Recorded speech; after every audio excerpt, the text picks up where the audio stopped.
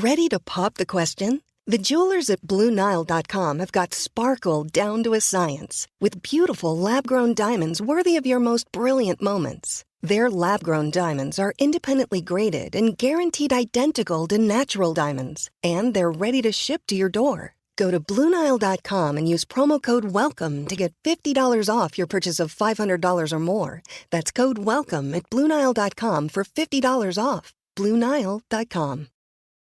Looking for a fun way to win 25 times your money this football and basketball season? Test your skills on Prize Picks, the most exciting way to play daily fantasy sports. Just select 2 or more players, pick more or less on their projection for a wide variety of stats, and place your entry. It's as easy as that. If you have the skills, you can turn $10 into $250 with just a few taps. Easy gameplay, quick withdrawals, and injury insurance on your picks are what make Prize Picks the #1 daily fantasy sports app. Ready to test your skills? Join the Prize Picks community of more than 7 million players who have already signed up. Right now, Prize Picks will match your first deposit up to $100. Just visit prizepicks.com/play100 and use code PLAY100. That's code PLAY100 at prizepicks.com/play100 for a first deposit match up to $100. Prize Picks, daily fantasy sports made easy.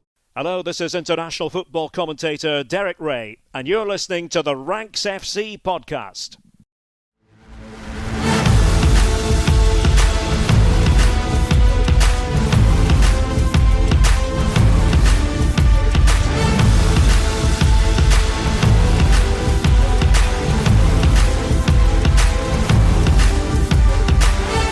Hello Ranks Squad and welcome to Ranks FC. It's your favourite football podcast, back for another week and back with a twist this week as we look forward to the biggest event of this summer. The Women's World Cup takes place in Australia and New Zealand. It starts on Thursday, the 20th of July, with New Zealand playing that first game and Australia following them very, very soon afterwards. My name is Jack Collins and I'm here to take a look through that World Cup with the brilliant Minna Ibrahim. Minna, it's so good to have you on the channel. For those of you that don't know Minna, she is a bit across everything in the world of football. Her channel, Minna Football on YouTube, she works for The Athletic. She's been on Sky Sports News, Football Daily, Versus, United View TV, for those of you who have a red persuasion from Manchester. Minna, it's a delight to have you back. No, it's nice. It's nice. I think the last time I was on this was like 3 years ago, talking about Paul Pogba. So it's been a long time. We've had it's been a wild ride for Paul Pogba and for both of us at that time. So it's great to have you back, and I'm excited to talk about all these bits and bobs with you. Look, this is the first Women's World Cup with 32 teams. That comes with its own challenges. It comes with the challenges of being broadcast from an area of the world which doesn't necessarily line up time-wise and time zone-wise with the US and the UK. There's lots of logistical bits and bobs, but how excited are you for this tournament? Oh, I'm actually really excited because I really think this could be the Lionesses' year. Obviously, we're going to talk about that more in detail. But like you said, even with all the logistics, all the different changes, the VAR, is going to be a very, I think, difficult World Cup because there's a lot of off the pitch issues with a lot of countries and a lot of federations and a lot of players, and a lot of those issues deserve to be addressed. I saw today the Lionesses said that they've had an issue with pay and bonuses with the FA, and they've put that on hold just to focus on the World Cup. So we know what their priorities are, but that should have been sorted a long way before the World Cup. And not just that, countries like Nigeria have issues with their federation, Jamaica has issues with their federation, Canada has issues with their federation. So there's a lot of off the pitch distractions that could also maybe impact the players, but I still think it could be a great World Cup. Yeah, I think there's going to be a lot of drama on the pitch. I mean, the drama off the pitch is much less enjoyable from a viewing perspective, but the drama on the pitch, I think it promises a lot. So we're going to look at this in a couple of different ways, trying to get a kind of baseline level of the players and teams that people need to be watching out for as the World Cup begins. So we're going to look through the favourites, then we're going to look through a little bit of the wildcard dark horses in this tournament, and then we're going to finish in part two by talking about a variety of the players who you need to be keeping an eye on. So I'm really excited. I'm going to hand this to you. We're going to start with the favourites for this tournament, and we'll go 3-2-1. I think that's probably the best way to do this. 3-2-1. I think third is quite obvious. I think 2 and 1 could actually be interchangeable depending on who you ask. But for me, number 3, I think, is Spain. I think they're playing the tournament with a chip on their shoulder. Another country that has had issues off the pitch, comeback of important players will be at the competition. They're going to look at Germany, France, etc., other European giants, and think that they deserve to be up there on the table when it comes to, competing with the best of the best. So for that reason, I put Spain at number 3. It was a difficult one to pick because, to be honest, I was leaning more towards Germany. But, the more that I've prepared for the World Cup, read about it, followed the teams leading up to the competition, I think Spain are coming into the competition with something to prove. So for that reason, Spain's my number 3. Yeah, I mean, they're a really interesting side, and I think it's impossible to discuss them without kind of working out exactly where they are, because late last year we had 15 or so of the Spain national side who decided we're going to lay down their red shirts in protest against Jorge Vilda and the backroom staff. And then obviously a whole group of players have come in to basically get them through the qualification campaign and some of the other games. And then suddenly it feels like a few more have come back. Three of the most important, if you will, players that were missing: Mariona Caldente, Aitana Bonmati, and Onabache. It feels like they're returning. And so where we're kind of stuck here with Spain is that they're not at the full strength capacity that they might really want to be. And yet it feels like slowly and surely the players are coming back. But is there going to be that tension between those who stood up and took their chance while this rebellion, if you will, was going on, and then those who are now walking back into it? Putellas is back in the fold. Paredes is back in the fold. Hermoso is back in the fold. It's a really strange sort of discipline between those who stuck by the coach and those who have had to kind of withdraw and go back to it. Yeah, I think it's a sensitive matter. I think it's a big sense. When you look at, for example, France, who managed to out their own manager and bring in a new manager ahead of the competition, which kind of created a less hostile environment for the players to come into this tournament well prepared. Obviously, there's been issues with the French Football Federation and the players, and they weren't able to solve it to maximum capabilities, but they were able to solve it to a point where it's a middle ground between the federation and the players. I think Spain, it's a different situation for them. But I think if you don't talk about off the pitch issues and we just focus on the players, we focus on the quality of the players, they've got world-class players across multiple positions. So I definitely think that they're able to compete with the other big countries. I think you look at France, Germany, the USA, England, Australia, honorable mention for them. I think Spain can actually go toe-to-toe with every single country on that list. Yeah, I mean, something that's been kind of bugging me around Spain is there's obviously lots of different bits about it, but Patri is still not there, and she's a player that I've loved watching for Barcelona. But last summer, there was all this sort of issue around Spain's number 9 role and who was going to step up and play in that number 9 role. And eventually, Amoir got her opportunity, the Real Sociedad forward. And when she played, she was excellent. She really shone in those moments, and it felt like, okay, Spain are back. They have a number 9. They went with Esther Gonzalez again. Obviously, there are now players in this whole Jenny Hermoso who missed that last tournament. Fine, there's options, but it does feel like she's a big miss still, because her dynamism. You look at her record; she's got 12 and 15 for Spain, and that's not even going into what she's been doing at domestic level. It seems like they're blessed with options, and yet there still doesn't seem to be all that much cohesion in the side. I mean, dare I link it, but it could also be linked. I'm not sure if you followed recently the recent controversy with the Spain national team upon arrival at the World Cup. It's not even funny. They were mocking the haka in the welcome event that was done for all the countries arriving, and it took them about 3 days to issue an apology. I think yesterday evening, their captain, the Spanish captain, issued an apology in the press conference leading up to the competition. And I think when you think about the issues they're having within themselves, then you factor in the issues that they're having externally. It could be a complete mental collapse for them, because they've got outside noise where I know people in New Zealand have not reacted positively to this. No. Some have felt As insulted, as they have every right to. I would too. I would absolutely too. So you'd have that outside noise, then you have the inside noise that they're kind of battling with. That's two major things that could absolutely, I would not be, I know I've put them as number 3 in terms of my favorites, but if you come to me in about 2 weeks and say to me that Spain have crashed out in the group stages, I would definitely factor in these stuff. I would absolutely. Yeah. But I think that they are experienced enough. I think that there's enough world-class talent across the pitch, and there's enough experience for them to bypass all of that and have a long run in the competition, especially when you look at, teams like England that weren't always known on the international stage to be going toe-to-toe with the big teams. It was always, the USAs and the Brazils and whatnot. But now England are trying to have a slice of that pie. Spain can't afford to let another country come into it without them trying to dominate. Yeah, it'll be interesting. They might well end up on England's side of the draw, which is something that we can keep an eye on. I think as this develops. Let's go to number 2 then, shall we?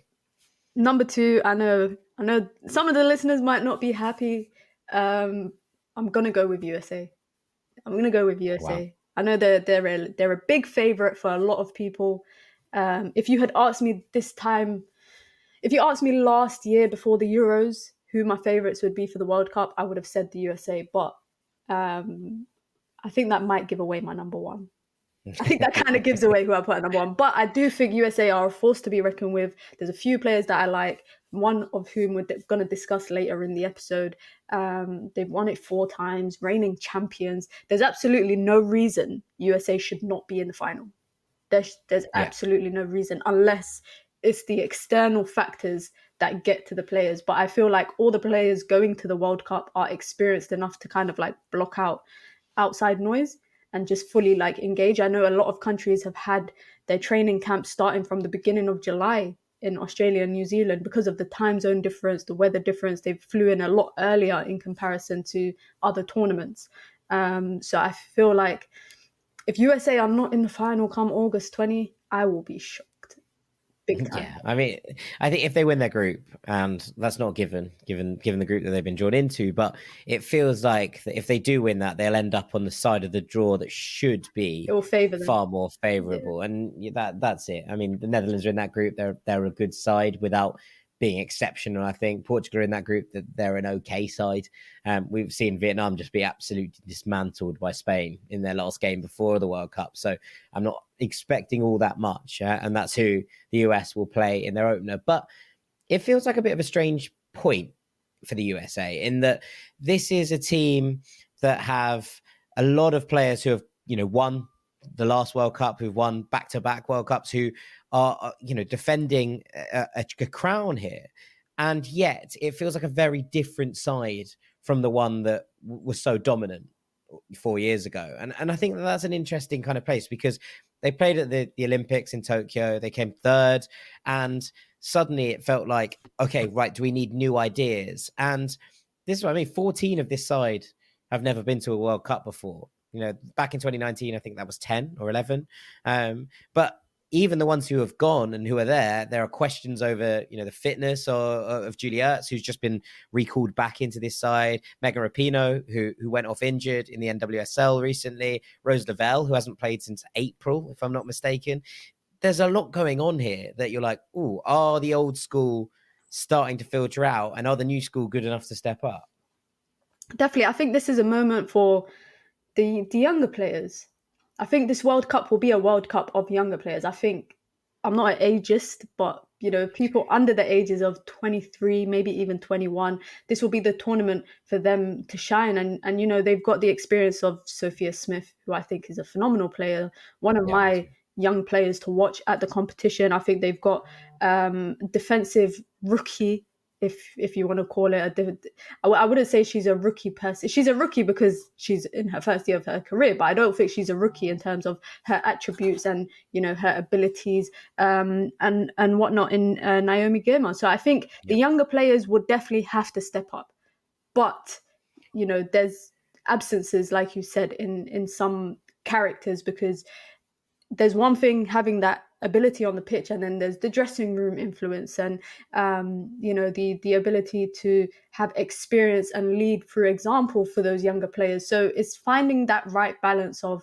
missing players from injury, but also younger players really stepping up, to take this opportunity. This is some of their first World Cups. It won't be their last. I'm sure they will look at other players who are now going on to play in their sixth tournament and think, yeah, I want to be like that. But in order to be like that, they definitely have to step up to the task. And that's one thing. And I think another thing will be fans. I think fans will play a big part of it. You consider the distance and the time zone variance between USA and Australia and New Zealand, and they're like a whole practically 24 hours ahead of the USA. So you consider the fans not only watching USA at home, but how many fans will be flying across all the Atlantic and all the other oceans to get over there. I don't think it will be as much as closer countries. So I think that's another factor to play into it. But from everyone I've spoken to, everything I've read, all the videos I've watched, USA, regardless of what position they're in, they will always be favourites at a World Cup. It really doesn't matter. I'm just being a bit biased by putting them second. I think this is it. They're, back-to-back champions, and going for a third straight, going for their fifth World Cup. I think the worst they've ever finished in a World Cup is third.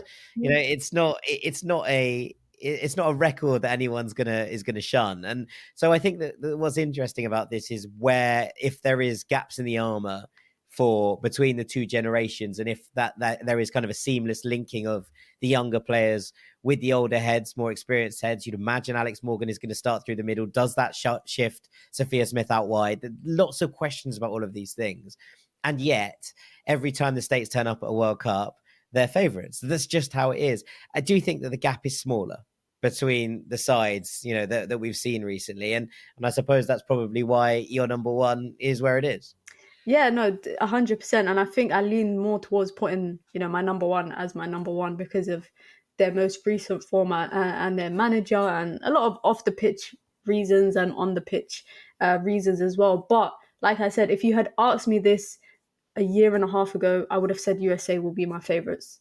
And even coming into this episode, I was really weighing it up, thinking USA or my other number one, USA or my other number one. And I just went with them. But I wouldn't, like I said, I wouldn't be surprised if come final day of the World Cup, USA are in the finals. It would be no surprise to me. They have the ability on the pitch. They have the demeanor. I feel like even, we talk about a lot of countries being debutants in the World Cup. Anybody that comes up against USA in any game will always feel threatened. It doesn't matter who you are. You will feel threatened by the USA coming up against them. And then on a World Cup stage is a whole different story. When you've got one or two debutants in your group, and you're going to cruise through that, then you're going to get an easy. I'm not saying they're getting an easy route to the final, but it will be a given if they top their table, and that's what they should aim to do because they're one of the best. Yeah. I mean, you're right. There are no easy games at a World Cup. You have to win 7 games and you win a tournament, fine. But there is definitely a softer side of the draw. And I think that you could look at England's men's team in not this last World Cup, the World Cup before that, to suggest that the softer side of the draw can benefit you and get you to places where maybe it looks a little bit different. And so I think the US will probably kick on from that. But I'd imagine it means you think they're coming up against a final against this side. Who are your number one? My number one is none other than the Lionesses. A lot of people might say I'm biased if they're listening to this, but I have my reasons. And an England-USA final, I think, is what people would want. But I think it would depend on how both of them finish in the group stages. England have a okay group, but not every game is a guaranteed 3 points. So I think that's something they take into mind. They've finished semi-finals twice in the last 2 competitions of the World Cup. So if they do not bow out at the semis, there's no improvement from their last World Cup because that's where they bowed out then. I think the only way that they improve on their last tournament is if they go to the final and they win it. Other than that, it might be a disappointing competition. I might be putting a lot on their shoulders, but the way that I see it is if you bow out 2 semi-finals in a row, you can't do another third semi-final and lose. You have to get past that hurdle. And I feel like, number one, being Euro champions, that's one thing that works in their favor. They come into the competition with a bit of swagger, similar to the US. The US come in as reigning champions, so they kind of like, brushing it off their shoulders. And yeah, I'm the USA. England need to be the same. They need to come into the competition with that swagger, not cockiness, but it's confidence. I think Serena Wiegman, amazing manager. I think she's an amazing coach. I think, the achievements from the England national team over the last 18 months is a testament to the kind of coach that she is. I think there's factors that we take in. Leah Williamson is going to be missing. Beth Mead will be missing. But I think Serena Wiegman has been able to include players that, yes, they will fill the absence of Williamson and Beth Mead, but they've taken players that are in good form. I think a big part of it is how you come into the competition on form. They've got Beth England, first World Cup, great scoring form in the WSL when she went on loan to Tottenham Hotspurs in January.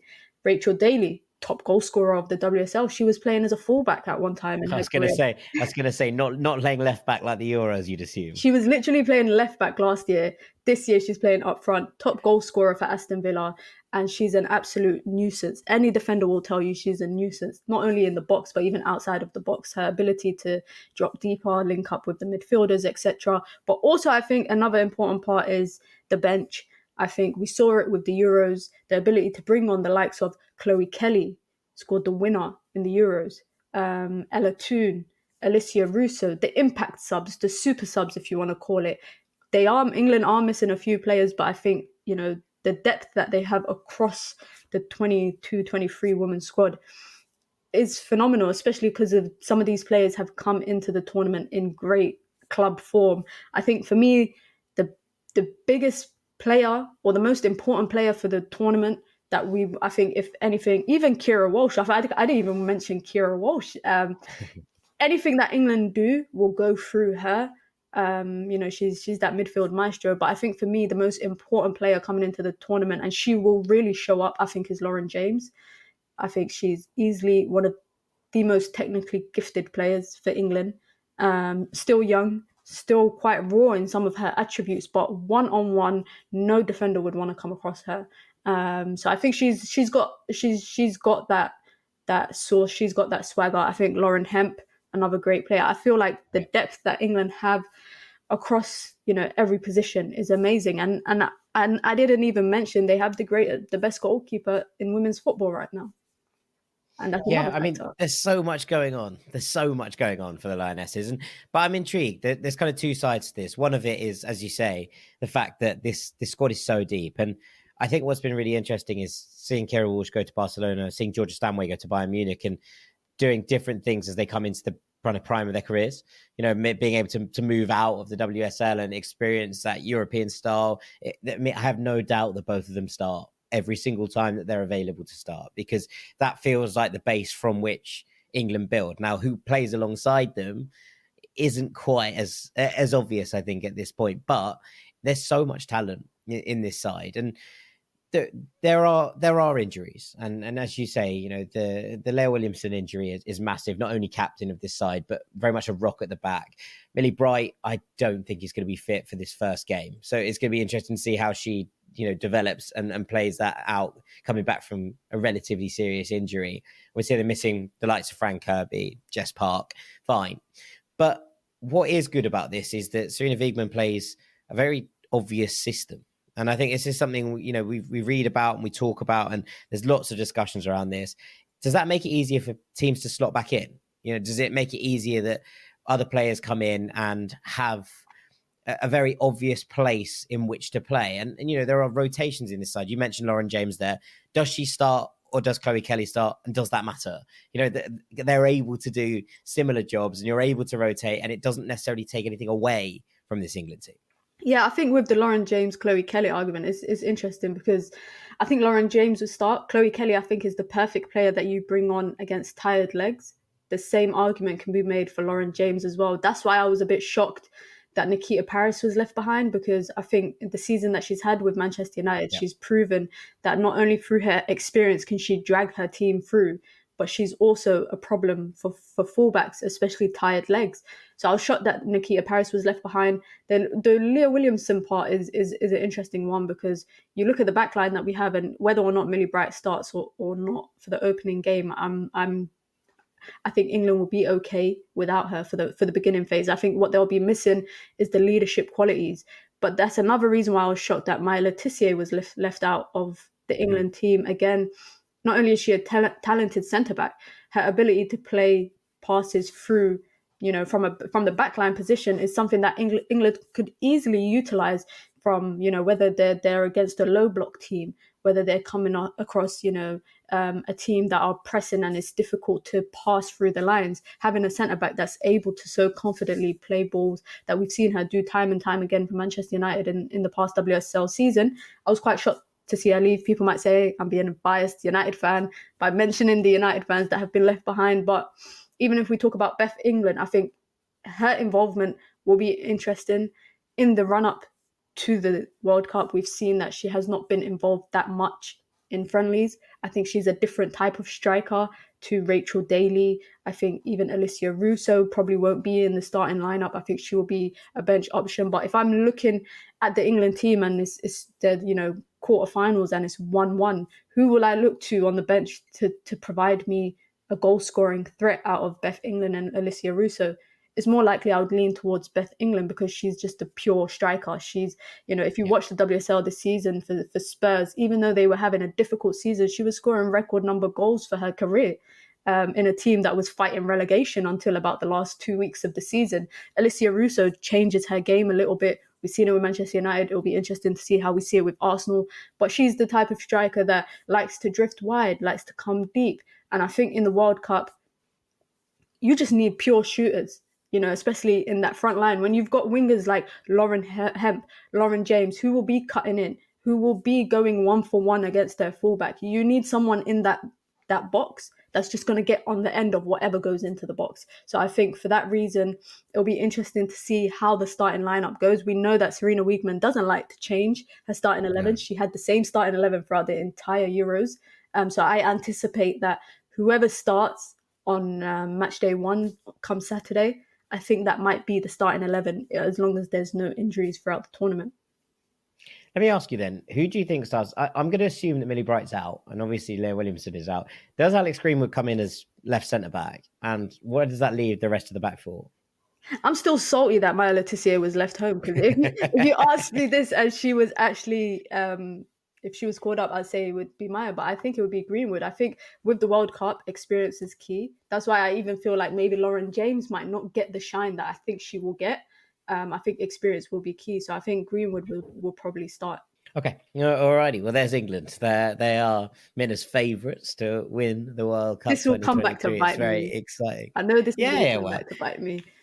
It's okay. It's okay to have these opinions. Look, this is the reigning European champions. They are a serious unit. They've lost their first ever game under Serena Wiegman recently to Australia, and even that was a rotated squad, and probably a good thing for this England team in that they don't feel invincible going into this.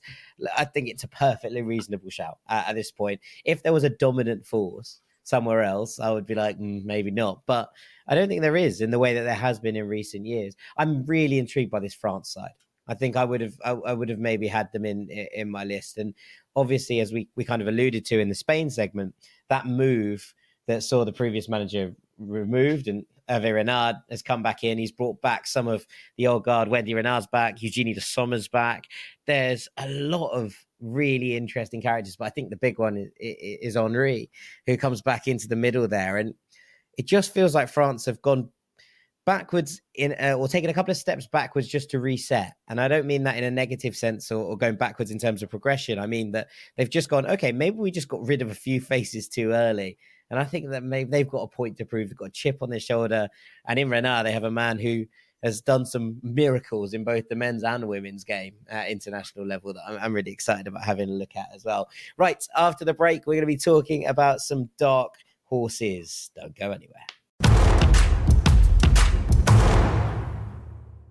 It's well hot out there, Rank Squad, and so there's no better time to stay hydrated. Whether that's kicking a ball around with your mates at five-a-side or bopping round your favourite festival, the golden rule is that hydration is key. Whether it's prepping beforehand, in the thick of the action, or recovering afterwards, you can stay hydrated with Liquid IV. Liquid IV hydrates 2 times faster than water alone, with 3 times the electrolytes of traditional sports drinks.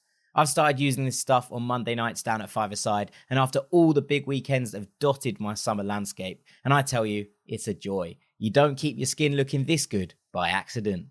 Arriving in convenient little sachets, it's quick and easy to use, and the acai berry flavour gives it that extra summer joy for me. But if that doesn't float your boat, there's 11 other flavours for you to try in your rotation, and if you're looking for the science, well, Liquid IV contains 5 different essential vitamins: B3, B5, B6, B12, and that big old vitamin C hit to boot. On top of that, you're doing your bit for some good causes. Liquid IV believes that access to clean and abundant water is the foundation of a healthier world. And so they partner with leading organizations worldwide for innovative solutions to help communities protect both their water and their futures. To date, Liquid IV has donated over 39 million servings in 50 plus countries around the world. You can get 20% off when you go to liquidiv.com and use the code RANKSFC at checkout. That's 20% off anything you order when you shop Better Hydration today using promo code RANKSFC at liquidiv.com. Welcome back to Ranks FC. We're looking at the Women's World Cup. I'm here with Minna Ibrahim, and we're talking now about some dark horses. I'm going to hand the floor back to you, Minna. So number 3 for my dark horses, not because I like their kit for the World Cup, but it's Japan. I think Japan will be a dark horse. Their kit is sick. It's amazing. I always look forward to the kits that Japan produce for their tournaments because they're always nice kits. Yeah, but agreed. For me, Japan, dark horse for me, have a player that I think is going to be very key for them in terms of in their midfield in Hasegawa.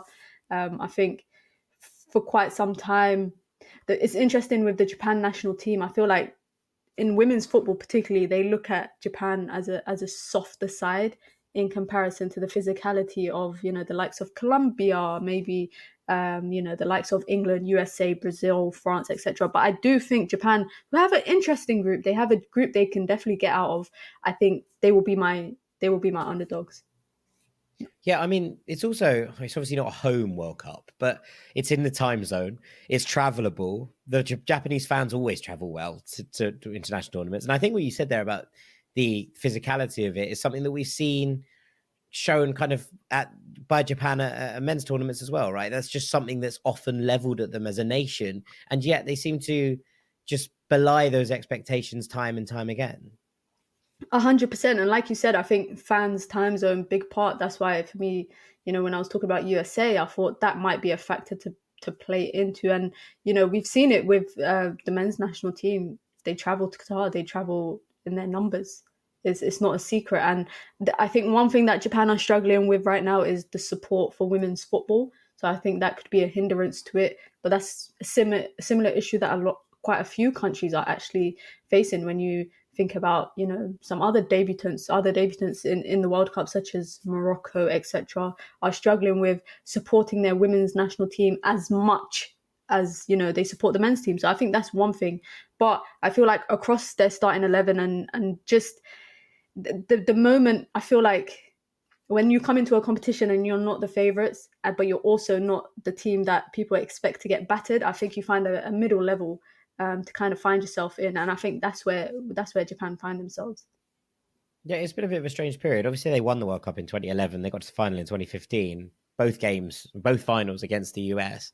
And the second one was a real kind of hammering in the end. But it felt like that was a real golden era of Japanese women's football. And since then, it's been a little bit, it's all started to go a little bit downhill, but these things come around again, and it does feel like they're building rather than on the decline, which is a nice place to be. Yeah, definitely. And it's even evidence in players that they've left behind. They left behind Mane Iwabuchi, which a lot of people were shocked to see that she was left behind, especially because she wasn't in great form throughout, the last season. But that's another thing that I think kind of cements the route that Japan are heading towards. They're heading towards it's not like they're rebuilding coming into this competition, but they're definitely leaving behind players that, in the past would probably have gone to the World Cup. And I feel like that sets a good kind of mentality within the team. It's kind of like you perform during your regular season, you get awarded for it. So maybe the next World Cup players will kind of go into it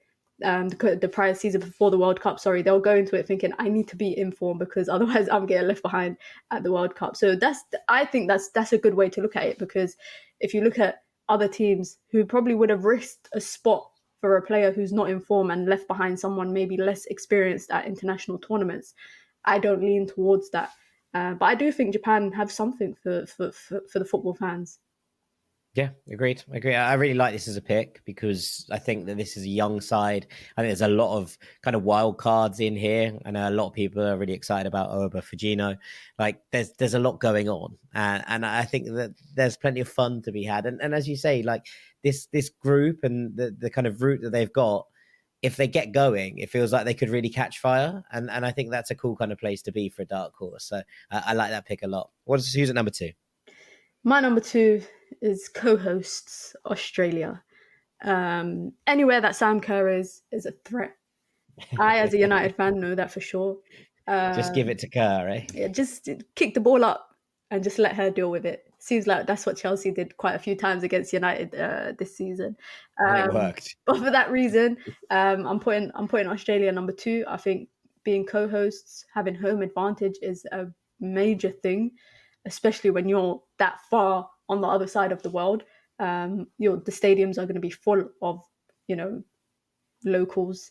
I think that's one factor. I even think that outside of Sam Kerr, I think they have a relatively decent number of players that can support her.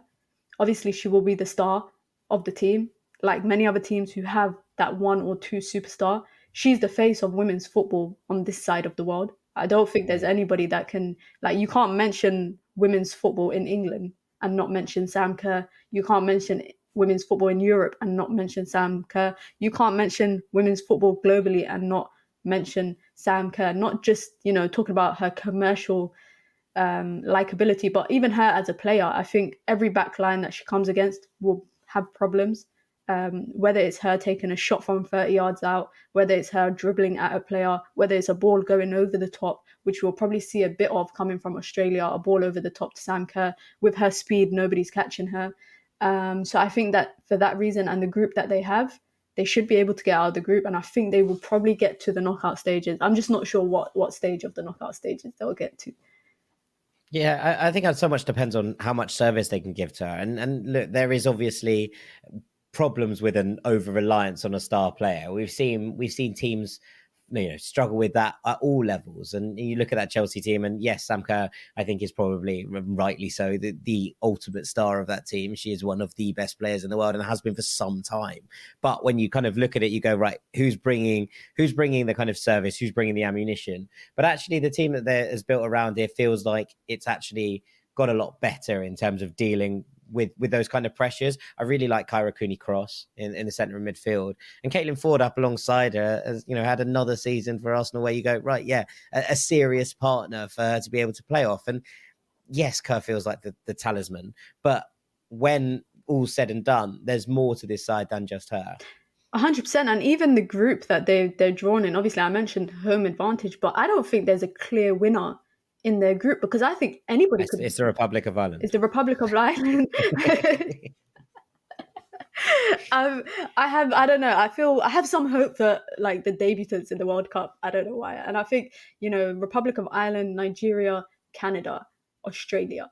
Australia is the most experienced. They are ranked the most highest, I think, out of the 4 of them. But really and truly, that group could actually go any way. I genuinely think that. I think Canada could cause a problem. I think Nigeria could cause a problem. Republic of Ireland, I'm going to leave you to answer that. Yeah, it could be a problem. I'm not sure about it. No, I'm really excited about this group, and I think that generally, when you look at them, it's not going to be pretty, right? Villa side aren't going to be the nicest side to watch, but they are going to be incredibly hard to break down. There's going to be 5 at the back. There's going to be 2 sitting midfielders. Katie McCabe is going to be flying up and down at left wing back. How many times do you Ireland can counter? Oh, I mean, she might miss the round. If Ireland get to the round of 16, back that Katie McCabe won't be playing because she's getting a booking in each of her first 3 games. But Like, this is it. These are the important things. And I think that teams are going to find it hard to break Ireland down. I really like this group. I think it's a really entertaining group. I think it's a really exciting group. And there's plenty to enjoy in it, And look, it's not going to be, you'd expect Australia to get out of it. You expect Canada to get out of it. But I think the Republic of Ireland are a bit of an annoying side to play against at international level. And I'm really kind of intrigued by this Nigeria team, and that they're heaps of fun, but I'm not 100% sure if they're any good.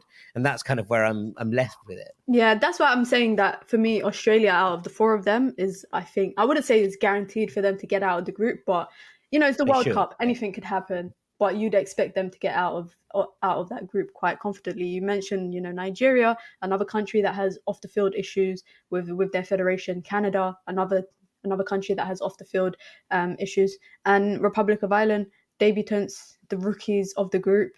It could go either way, but Australia, for me, because they're at home, because they've got Sam Kerr, because they've got a relatively easy group in comparison to other top 25 nations, I give them my number 2 spot.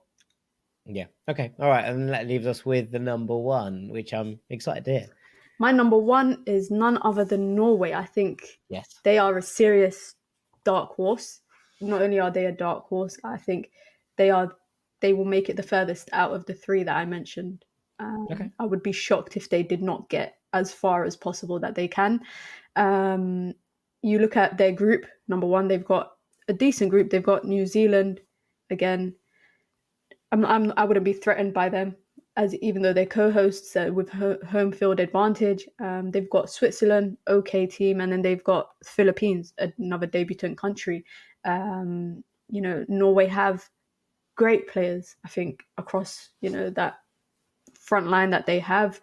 I think a big part is having Vilde Bø Risa, who's just come off a decent season with Manchester United, dictating that middle play, kind of that deep anchor midfielder that they kind of need. Not sure if they're playing 2 up top or 1 up top with 3 behind. I think the formation is a bit still vague, but they've got Frida Manum on the flanks. They've got Guro Reiten, 2 great Chelsea players that are coming off a great season with Chelsea. They've got, Caroline Graham Hansen, aka CGH, which a lot of people like to call her, just won the Champions League with Barcelona, has 11 goals, 6 assists in the league coming into the World Cup. Like I said, with all the other countries that we spoke about, coming in on form is a very important thing. It's not like the Qatar World Cup for the men, where it's in the middle of the season. So it's kind of just like you're still playing football throughout the season. These people have had a break and then had to come back and pick up where they left off. So I think coming off a season from being in form, I think will be an important thing. I think going forward, they're a really interesting team to see how they play. They've got their main target in the middle. Then they've got their 2 wingers. They've got a deep lying midfielder that can easily, ping a ball 40, 50 yards across the pitch, that can get forward, support defensively. But I think her best position that we've seen with Manchester United even is in that little 8 role. So it'll be really interesting to see how Norway come out of it. But looking at their group, out of the 3 countries that I've listed as kind of like my dark horses, I think they are the ones that I'm most confident in that will cruise through their group and possibly make a deep run into the competition.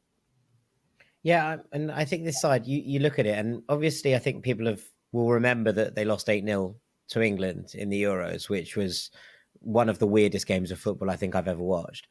Just the way that everything changed, after the first couple of goals. But there's a new coach come in, the switch of formation that's just allowed them to just be a little bit more solid at the back, which is massive. I think obviously we saw Eda Hegerberg come back from that long injury. We saw Caroline Graham Hansen go on an international break and then come back for this tournament. Mariam Yildiz, as you mentioned, was out for a long time. Ingrid Engum was out for a while, plays for Barcelona. There's a lot of really, really talented players here, and even without Caroline Graham Hansen, and obviously one of the best players in the world, it feels nuts to be like, oh, even without her. I really like Emily Harvey, who's obviously played a bit for Roma this year. And I've really quite liked her when she's made these appearances, when she's made the bump. She obviously was part of that side that won Serie A. So it's been really exciting seeing her sort of come in and make a difference in the late stage of this. So there's a lot of really good players here. And I think that when you kind of put Norway all together, it feels like they didn't do themselves anywhere near justice at the last Euros. And I think that there's a squad here that feels like it's ready to make amends for that. And I think that that's a nice place to put them as a dark horse, in that they feel like people are writing them off because of what happened last time. And suddenly a new Norway could emerge. And if that Norway does emerge, there is a serious amount of really talented footballers here. Exactly. And like I said, I think the experience, again, is something that I'm going to come down to, because that Euros game was just I don't know if England were just that good or were Norway that crap. Excuse my language. I think a bit of both. I think it is a bit of both. But I think coming into this, you've got Guro Reiten, who's coming off a good season with Chelsea, Manham coming off a good season with Arsenal. Both of them have won silverware. CGH coming off a good season with Barcelona. Their key players are coming off seasons that are kind of expected when you are a player at that top level. You then take in the younger players that are probably being nurtured, a new manager, new system, new tactics. It'll be interesting to see how they actually get along, because I feel like if they don't do that well in the World Cup, is it then down to the players, or is it down to the new manager and the new style and, not having enough time with the players to kind of prepare for it? Or do you just put all the blame on the players and say, well, two competitions in a row, they've kind of not been great. So maybe it's time for a change of system in the national team. It could go either way, but for the players that they have, excluding, off the pitch issues that a lot of nations are having, I think out of all the other countries, I think they have the biggest argument to be like the main dark horse. Yeah, I completely agree. There are three good dark horses there. Hosts Australia, Japan, who always feel like they could be there or thereabouts, and then this re-emerging Norway side. Right, that's all for part 2. But after the break, we are going to be looking at some of the players that you need to be keeping an eye out for across the course of this tournament. Stick with us. Welcome back to Ranks FC. It's time for part 3 and some players that you need to be keeping an eye on over the course of this World Cup in Australia and New Zealand over the course of the next month. Minna, who do we need to be keeping an eye on? My first one, and I think is if you watch European football, you'll be familiar with her, is Asisat Oshoala, Barcelona's goal scorer, if you want to say it. She's a goal scoring machine. Taking Nigeria to the World Cup, I think out of the 4 African countries going to the World Cup, I think the continent's hopes kind of lie on Nigeria in comparison to Zambia, Morocco, and South Africa. 2 of those, Zambia and Morocco, making their first ever appearance at a World Cup. Been unlucky with injuries, especially like in the later end of the season, but has been important for not just Barcelona, but for Nigeria. She's, taken them to 3 African Cup of Nations victories. She's won back-to-back titles in China before joining Barcelona, and then went on to win the Champions League with them. I think she's one of the first female African footballers to win a Champions League with Barcelona as well. So that's another factor to play in with. Only 28, so I think this could be maybe her penultimate World Cup, depending on how injuries work out for her. But if you guys watch her, if you watch Nigeria, just enjoy the quality she brings on the pitch. She's a nuisance to the back line, causes them problems with her physicality, with her goal poaching ability. Dare I say it, she reminds me of a female Victor Osimhen. I don't like to compare female footballers to men, but it's not only because they're both Nigerian either, but when I was watching her earlier in the season playing for Barcelona, she does not miss. So for that reason, that's one of my players to watch. Yeah, I mean, her numbers this season have been absolutely ludicrous, right? 26 goals in 37 games for Barcelona across the Primera and the Women's Champions League. That's stunning. I mean, this Barcelona side are all conquering. They're amazing. But her ability to put the ball in the back of the net is just almost second to none. It's incredible. It's no wonder that she's been, African Footballer of the Year 5 times. And she was nominated for the Ballon d'Or last year. So this is serious kind of levels of talent. The question becomes, do Nigeria have the kind of squad and kind of co-host around her to back that up? Because it's going to be very interesting kind of see. Yeah, definitely. I think she's gonna, whether or not Nigeria get far in the competition, I'm sure a lot of people will learn about her after this tournament. Yeah, absolutely. Okay, let's keep rolling on. I'm sure there's loads we've got to get through. Yeah, number 2 for me is none other than the super sub for England, Chloe Kelly. We spoke about her earlier today, but I feel like she needs a honorary mention because of what she's achieved so far in her very young career, but also what she's capable of doing. We saw her as a super sub for England last year at the Euros. I think that's the role she'll definitely probably have again at the World Cup. She might not be happy with that, but I think that's where Serena Wiegman will get the best out of her. I think she offers something different in comparison to Lauren Hemp and Lauren James, who she's going to be, fighting for those winger spots.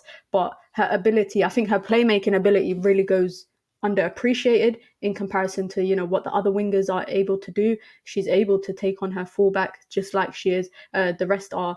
But, she offers something different. She can cut in, she can create a chance, she can go for goals, she can drive into the box. And she's, again, another person who's a nuisance in the box, which we saw with her winning goal for England in the Euros. So she's, out of all the people that I have on my players to watch list, I think she's the only non-starter. So that says a lot about the kind of player that she is, because she should be a starter. But England are just so stacked that a player like Chloe Kelly will probably be a super sub.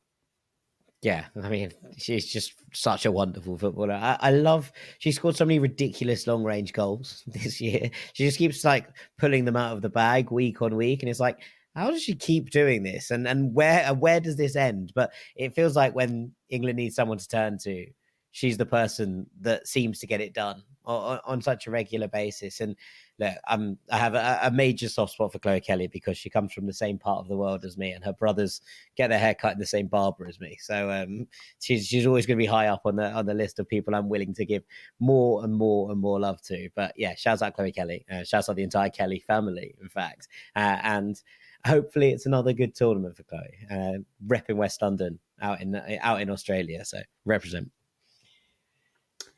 The next on my list, which I feel bad because it's taking up a spot, and it's for no other reason because she's a legend, is Marta.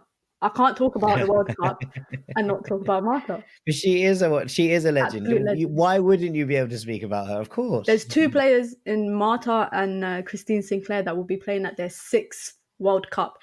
Some footballers could only dream to play at 1 or maybe 2, but to be playing at your 6th World Cup, to have, the most goals ever scored in a World Cup competition by men and women. That's, I have to mention her. I just have to. Whether or not she, she lights up the World Cup, whether or not Brazil win it, she's been unlucky never to win it. I think her best finish has been 2nd in the World Cup, similar to, Christine Sinclair, who I just mentioned, who I think finished 4th at one point.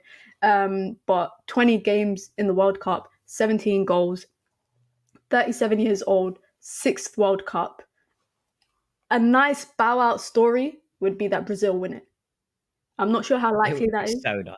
Yeah. Not likely, but that would be, it's like the Messi winning the World Cup story with Argentina. It's a similar, I wouldn't say similar, she has a similar status, but definitely at World Cup level, you don't talk. I remember my earliest memory of watching the Women's World Cup. It was Marta's 2nd World Cup, I remember. And that's when I first learned about her. So that says a lot. So just because of legendary status, I'm saying watch Marta, because we're watching a part of history. Oh yeah, I mean, I love that she scored Tua Graça in Brazil, Your Grace, and it's just such a wonderful. They call her the Queen. They call her yeah, Queen. Yeah, literally, she's the Queen. But this is it, right? Like this, she has been the leading light for Brazil for so long, and I think the leading light for so many in the women's game. 37 years old now. You'd assume that this is her last World Cup, but I mean, weirder things have happened, and I also love how Brazil have loads of players who have like really regal nicknames. Isn't Bia Zanarato's nickname the Empress as well? Like they're just like, okay, cool. We have all of the royalty in the women's game. But yeah, she's amazing. And I think, as you say, the winner's medal would be such a beautiful end to an amazing story. I agree. I don't think it's particularly likely. I don't think Brazil come into this as one of the outright favourites. But it's Brazil at a World Cup, so you never rule anything out of happening in those regards. And if anyone could make it happen, I think it would wonderfully be Marta again. Oh, absolutely, yeah, definitely. I think this is 4. Yeah, I think this is Yeah, number yeah, 4. we're just rolling through now. Let's We're not just, keep count. we're just yeah. Let's not keep count. Let's not keep count. For me, is Barbara Banda, Zambian striker. Some of you guys who have maybe been watching or seen recently scored a screamer against Germany in their last World Cup friendly match. Chipped the keeper from about for nearly 40 yards out. The keeper was off her line, chipped the keeper. And I think she's been unlucky in her footballing career. This is Zambia's first ever World Cup. So regardless of whether they make it out their group or not, this will be an iconic moment for Barbara Banda and the team. She's been unlucky to have controversy around her, been unlucky to, miss AFCON last year because of, reasons. So for that reason, and obviously because of her playing ability, I think she will be at the forefront of whatever Zambia do. Even if Zambia get one consolation goal in a group stage match, I think it will come from her. And I do think if Zambia are able to create chances, which they've shown in their friendly games leading up to the World Cup, they can. A lot of it is going to be directed to Banda. She's not anonymous. People know about her. But of course, this will be her first moment on a big stage with Zambia. So I'm hoping that she has a good one too. Yeah, I mean, I haven't watched all that much of Zambia, although I did watch them play Ireland a couple of weeks ago in a friendly, and Barbara Banda created the first goal. She was brilliant. She hooked it across goal, forced the own goal. It was a really, really impressive little bit of play. And I thought the Zambia were loads of fun. So I'm excited to see what they can bring to this tournament. I thought that the first half in particular, they were exceptional. Drifted away a little bit in the second, but whether if they can keep that up, for full games, I think they're going to cause problems and headaches for people, because going forwards, there's a load of dynamism about this side, and I think that there's going to be plenty to like with what they bring to the table. So I'm excited to see more of her. No, me too. Obviously, this is not a player, but just honorary mention for me to Morocco, another country who's making their debut at the World Cup. I think a lot of people, like myself included, are very familiar with the men's team after what they did in Qatar for the World Cup. Yeah. A lot of people might not be familiar with the women's team. Only have one player that play in the WSL, in Ayana, that plays at Tottenham Hotspurs. Most of their players are made up of players from their local North African leagues, which has been a big investment from the King of Morocco. He established the King Mohammed VI Football Academy, which the whole purpose was to develop grassroots products. When you look at the men's team, you see a lot of them are actually born and raised in Europe and then opt to play for Morocco. Whereas when you look at the Moroccan team, a lot of them are born and raised in Morocco, and they're a product of direct investment within the country. So honorary mention to them. If I was to say there's one country you should watch, I would say it's Morocco. Debutants at the World Cup, great story behind them. Finished runners-up at AFCON, hosted, first North African country last year to host the women's AFCON. So it was unlucky for them to finish as runners-up, but I definitely think that they've got some heart. They've got some heart. They've got some fight. And I think they would want to create history, not just for themselves, but for, we've never seen an Arab country play in the Women's World Cup. They are the first and hopefully not the last. So hopefully they set kind of the blueprint for other countries to come through. So watch Morocco. That's me talking about them as a whole rather than any player individually. Yeah, I mean, I think you're right. There's not much kind of representation that maybe people will recognize just across kind of the top leagues in Europe, but there's definitely some real talent, and that run, as you say, in the women's AFCON was sort of came out of nowhere. But the coach, Pedros, is an old French international who was actually involved in one of France's most iconic ever goals, but it sort of drifted off the radar and then returned back to the top table, managing this women's team, and has done a really, really wonderful job with it. So it's going to be interesting. They create loads of chances. They just don't put them all away. So we're going to see if they can address that one ahead of this. Yeah, and next up, obviously, I can't not mention players to watch without mentioning Sophia Smith for USA. Mentioned her very briefly when we were talking about the USA. Had a great season in the league in America for Portland Thorns. Quite young, only 23. Actually, that's not really young in footballing terms. I know 23 is actually quite experienced in football terms, but I think in women's football, 23 is still quite young in terms of getting that senior experience. 9 goals in 13 league matches last season. She's the next in line to the throne for USA. That's what she's dubbed as. So I think this is the tournament to really show, why you deserve that crown and why you deserve that title. She's a great ball carrier, great passer. She can score. She can create opportunities for her teammates. So I think in a US team that has a lot of experience across the whole pitch, I think she could be that standout, despite the fact that she's not that experienced at an international level. Every US fan that I've spoken to leading up to the World Cup is excited to see her. And when I say, "Oh, who are you excited to see?" people always say Sophia Smith.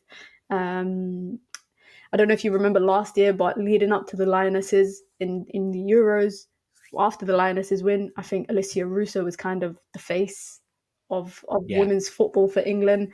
She had a lot more of a quieter season with Manchester United after the Euros.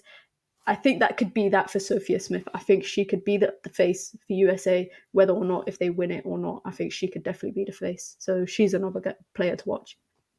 I quite like the makeup of this kind of, if we call it 6 forwards for the US WNT. Lynn Williams is 30, Megan Rapinoe's 38, Alex Morgan's 34.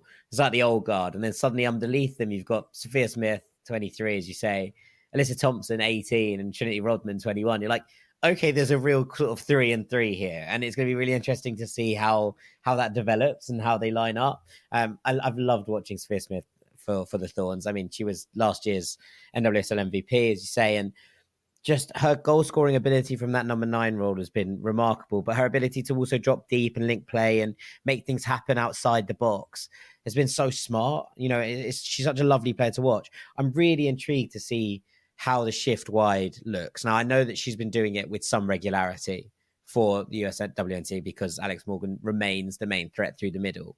But does that take away from all the things she does, or is she able to give the best of herself out there? I think it remains a question, if not necessarily an issue.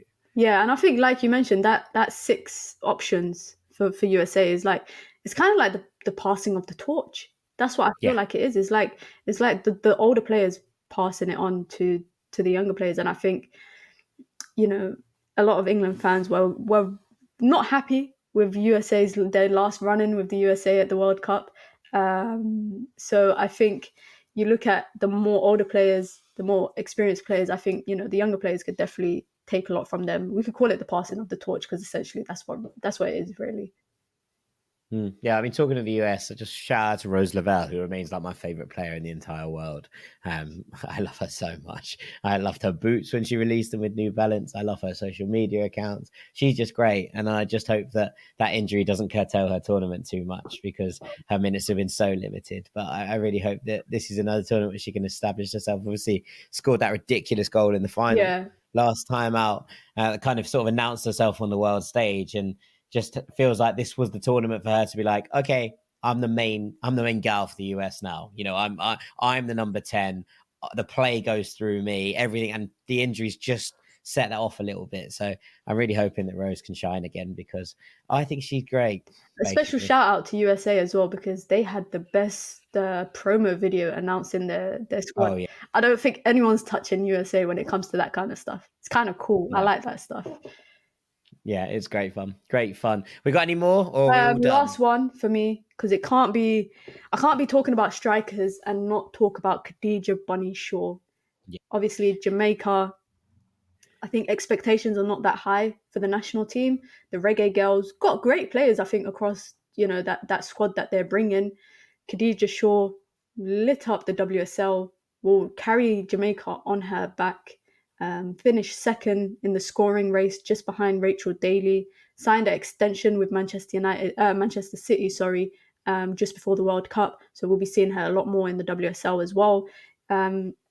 When she comes up against backlines, it's not just her ability to kind of bypass the back line, but it's her ability to kind of know what the defender is going to do before the defender even does it. And I think that's an attribute that a lot of number 9s might not have. When you look at, other teams that have strikers, for example, England, I don't think England have a traditional number 9, a player that's an actual out-and-out number 9 when we're talking about, goal scorers. I think they have makeshift number 9s and players that can play as a 10 and whatnot.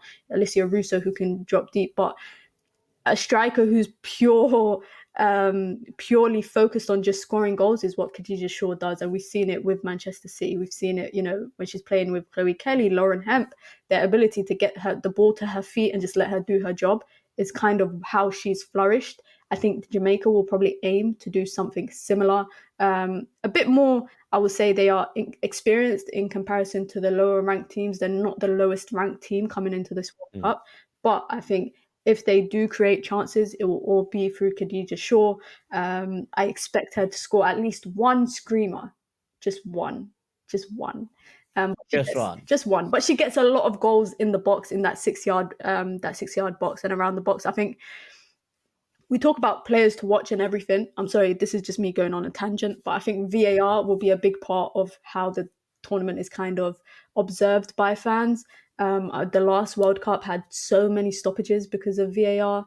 I think they were averaging a penalty every 2 games, which is, quite unheard of sometimes in a competition. It was less games at the time, so obviously now there's more teams, so there'll be more games in the competition. But they were averaging. The last World Cup had the most penalties in an entire Women's World Cup that we've ever seen, and that was because VAR was introduced. If VAR is going to be used, which we know it will be, I'm hoping that it's used effectively. And the difference is now they will be announcing their reasoning to the fans. So if you watch the NFL, you know that I think referees do it in the NFL when they make a call.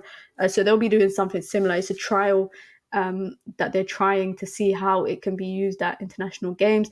And I think with the VAR, Khadija Shaw should be a bit careful, just in terms of utilising her physicality and just trying to get a little bite out of the defenders. But other than that, I think she will be kind of a force to reckon with. The only issue is, I think there's 2 issues, is that the Jamaican national team have been very unlucky to have a federation that don't support them as much as other federations. There's a GoFundMe link circulating like the internet to kind of fund the Jamaican national team's trip to Australia and New Zealand, which I think no international football team should ever have to experience, given the fact that FIFA are probably giving your football federation money. Number 1. Number 2, I think that they're in what some people are calling the group of death because they've got Brazil and France. A lot of other groups don't have 2 strong teams like that, but they've also got Panama, so maybe that could be a good matchup against them. I think, can they go toe-for-toe with France and Brazil? Don't know. We're going to have to wait to see. The World Cup is all about, the underdog story sometimes, so everybody loves a good little underdog story. I wouldn't be mad if one of the 2 bigger teams go out in the group stage, but I want to see kind of great football, and I think Khadija Shaw can definitely give us that. Yeah, she's electric, absolutely electric, and I think her versatility, right? Yeah, she sometimes drives from wide, she can play through the middle, it's her speciality, and those differing things where she's happy to drift onto the wings, either wing, and drive from there into the box gives her that element that she's just very, very unpredictable, and that's an incredible thing to have if you're trying to punch upwards, I think, in a World Cup like this. And I'd imagine there are plenty of Brazil and France defenders currently watching tape and being incredibly worried about how this one might pan out. So, yeah, we will see. But Khadija Shaw, definitely one to watch. And with that, I think it's probably time for us to call it a day. So all that's left for me to do is to say thank you so much to Minna for joining us today on Ranks FC. It's been a real pleasure walking through this World Cup with you, Minna. Where can our audience find you over the course of this World Cup and beyond? Yeah, so you can find me on Twitter, tweeting away about the Women's World Cup at Minna Football. And then you can find me on YouTube at Minna Football, where I'll be doing a lot of Women's World Cup coverage and then, Manchester United and other ad hoc stuff. But at the moment, my focus is the Women's World Cup, so you can find me there. Absolutely. We'll put a link to Minna's Twitter and YouTube channel in the description so you can go and have a look. I implore you to do so for some of the best content around the Women's World Cup this summer. Minna, thank you so much. It's been a real pleasure. I've been Jack Collins. This has been Ranks FC's guide to the Women's World Cup 2023. Thank you so much for listening as ever, and we will see you later on in the week. Take it easy, gang. Peace.